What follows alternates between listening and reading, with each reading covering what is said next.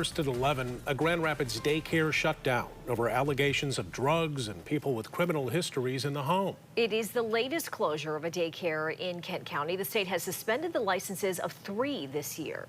In February, a daycare near Rockford was shut down after the state learned that they were routinely locking children inside tents. In May, the state shut down a Cedar Springs area daycare after a man beat up his wife in front of children. And today we learned a Grand Rapids daycare had its license suspended late last week. News 8's Amanda Porter talked to the woman who runs that daycare about the allegations by the state. Amanda? That's right. Natasha Chapman told me she tried to get family members removed from the home where she runs the daycare. Chapman says some of the family members have a criminal past, but that she doesn't want to criminalize her family members and that most of the children she babysits are her grandkids. Most of the things that they found were not substantiated, and then the things that they found that were substantiated, I'm appealing it because it's all a lie. The Playroom Childcare, a Grand Rapids home daycare ran by Natasha Chapman, is now out of operation after having its license suspended.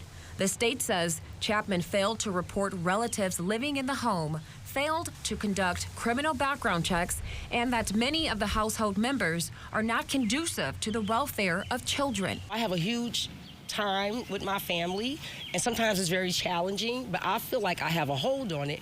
The state of Michigan, or the person who came out here, kind of felt like I didn't have a hold on it. Among the allegations, that a convicted sex offender was living in the home. From when he was 19 and their mother was 16, like a Romeo and Juliet story, and after he caught the case, we got custody of them, and they were still just living in my house not too long ago. For them to call and say he has a criminal sexual conduct, yes, he does. He has one that he got convicted of when he was 19 years old for having kids, a set of twins. And does he come over here all the time? Yes, he does. He's my cousin. The state also alleged some of the people living in the home would get violent with each other.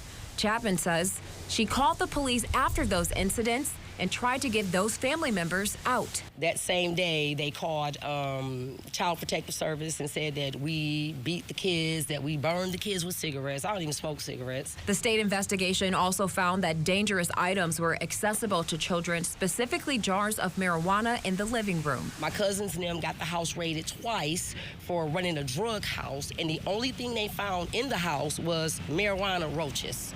Nobody was ever convicted. Chapman says she babysits 5 of her grandkids, and the home where she watches them is a generational home with many family members coming and going. When I look at my nieces and my nephews and my cousins, I look at them as nephews and cousins. I don't look at them as criminals and thugs. That's how other people look at them. Chapman told the state she has restraining orders against 2 relatives and plans to appeal to get her daycare back open. I mean, I just want to take care of my grandkids. So whether I get paid for it or not, my grandkids still gonna be over here.